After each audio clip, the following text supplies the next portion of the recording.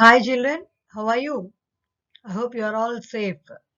Okay, so we are dealing the lesson is matter pure, and up to now we have completed different types of mixtures, what is the solution, factors affecting a solution, and numericals. So today we are going to continue the next part of the lesson. Good morning children. Children, we are going to study about suspensions and colloids in today's class. So before understanding about a suspension and a colloid, just one activity is there. Just listen to this activity, children, to identify whether the given solution is a suspension or a colloid. So what are the materials required here in this is chalk powder, milk, test tubes, laser light, filter paper, and a glass rod. So what is the procedure is take some chalk powder in test tube, take 2 drops of milk in another test tube. Add water to these two samples in 2 test tubes. Stir it with the glass rod. So to complete the activity, we have to follow a few steps. So just see one after the other and listen. Direct a beam of light from a laser on the test tubes. On the test tubes, one which consists of a milk, the other one which consists of a chalk powder solution. So observe the path of a light through the solutions. Next, leave the mixture undisturbed for some time. See whether the solute settles down after some time or not. Okay, next, what is the next one is filter the mixtures and observe any residue found on the filter paper. So whatever the observation we can see here in the chalk mixture solution, the particles of chalk settles at the bottom of the test tube. And on filtration, we can observe the residue on the filter paper. And one more point is the path of a light is visible through the chalk mixture. So these are the 3 points I told you to observe. Okay, these are the observation I have got from chalk powder mixture. Okay, when you go to the milk mixture, the particles of the milk are uniformly spread throughout the mixture. So no residue is found on the filter paper. The path of a light is visible through the milk mixture. So on the whole, we have to conclude that chalk mixture is a suspension, whereas milk mixture is a colloid or colloidal solution.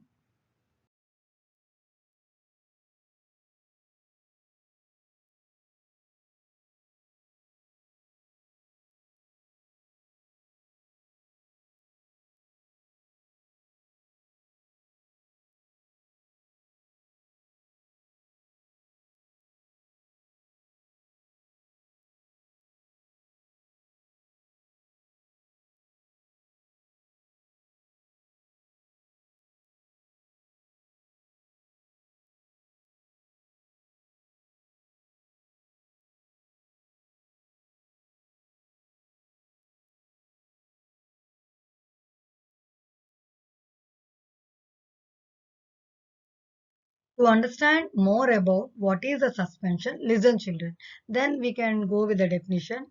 When an insoluble substance such as a chalk powder, wheat flour or mud is added to water and the mixture is stirred, we get a suspension in which the solids are dispersed in liquids. So we can define a suspension in this way. A suspension is a heterogeneous mixture.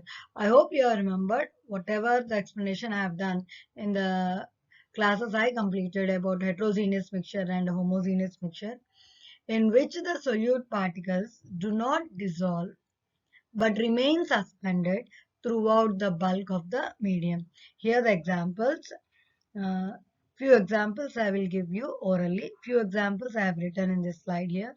The particles of the suspensions are visible to the naked eye. One is milk of magnesia is a suspension of magnesium hydroxide in water, and bleaching powder in water is also a suspension since bleaching powder is insoluble in water. Next, lime water, which is used for whitewash, is a suspension of calcium hydroxide in water. Okay, and one more thing you have to remember here. Suspensions are formed by only those substances which are insoluble in water. This point is more important for you. What you have to remember, suspensions are formed by only those substances which are insoluble in water. And one more point also you have to remember related to suspensions. The suspended particles, however, settle as a precipitate when the suspension is left undisturbed for some time. You can do this in your house, taking a wheat flour in a glass tumbler and observe this. You can see all this, whatever I am speaking related to suspension, children.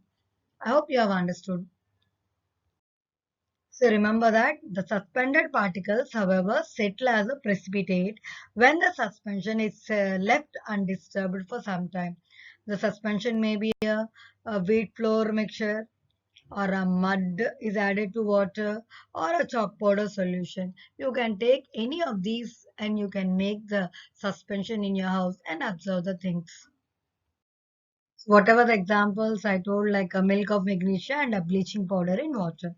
So these both comes under examples for suspension. So children, we are going to discuss about the properties of a suspension. Suspension is a heterogeneous mixture. When coming to the next property, the solid particles of a suspensions are so large in size, almost it is 100 nanometers. That is the reason they are visible to the naked eye. What is meant by naked eye? Directly you can see the particles. Okay, next coming to the next one. The particles of a suspension scatter a beam of light passing through it and makes its path visible. When you come to the next property, just listen children. The solid particles of a suspension settle down when it is allowed to stand undisturbed for some time. Or simply you can tell that a suspension is unstable. Okay. When you go to the next one is the particles of a suspension cannot pass through a filter paper. That means when a suspension is filtered, the solid particles remain as a residue on the filter paper. Okay. Next, coming to the next one, suspensions are either opaque or translucent. So children, listen carefully and very attentively. So up to now in this lesson, we have discussed like a sugar solution, salt solution and all. Those solutions we call in general as the true solutions. So whatever sugar or salt, when you dissolve in water, whatever the solution formed, those solutions are named as true solutions. Okay. When you take a sugar solution or a salt solution, the particles may be either sugar or salt as a solute. So now listen carefully. The solute particles of a true solutions are very small, having diameters less than 1 nanometer. So hence they are invisible to the naked eye or even under a microscope. But when I was discussing about the suspension, the particle size is 100 nanometer, I told. Just this is the difference between the size of the particles of true solutions as well as the suspensions. Okay, on the other hand, we have taken, like in the today's activity, I have taken a chalk powder. Okay, chalk powder or chalk powder solution. So which is insoluble in water. That means it forms a suspension.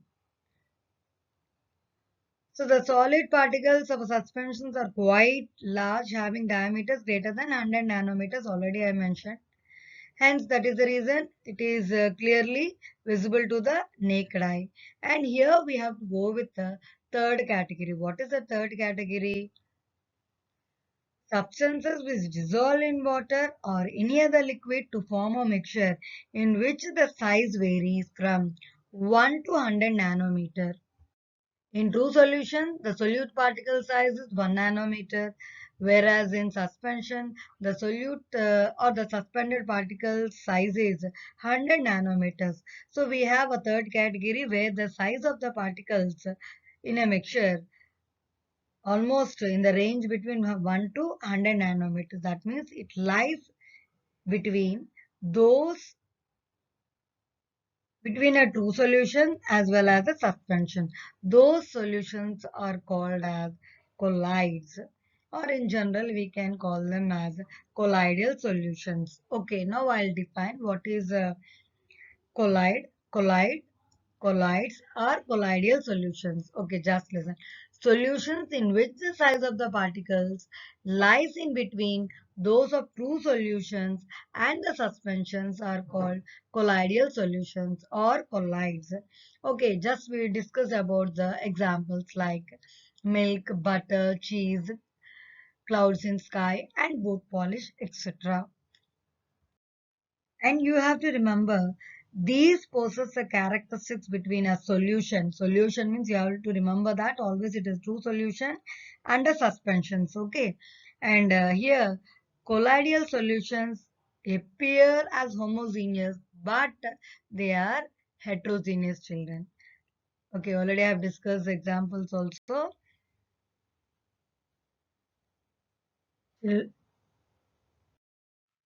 So children, whatever the examples you are seeing here, these are all the examples of colloids. We can call them as colloids or single, it is colloid, or you can call them as a colloidal solutions also. Okay, observe and see the examples in the slide. So children, on the whole, we have learned what is a colloidal solution and what is a suspension. And we have learned the properties related to suspension.